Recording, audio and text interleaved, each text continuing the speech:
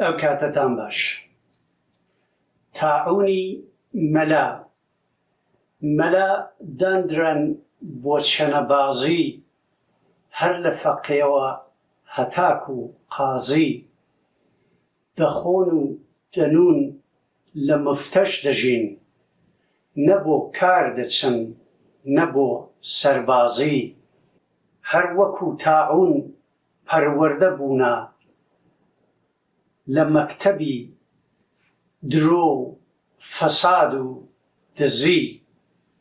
هەرچێشی ئەوان دەستی بۆ بەرن، گەر ئیشک نەبێ حەتمەن دەڕزی. بەسپاس و ڕێز بۆ ئەو هاوڕێیانەی کە پیرۆزبایی ڕۆژی لەدایکبوونیان کردووە. ئەگەر چی تەخمین و سجلێک بەدەستەوە نییە، بە پێی یارمەداریی شکلراوە بە کەنەدای وە دێرە گەیاندومانەتە 66. سپاس بۆ ژیان.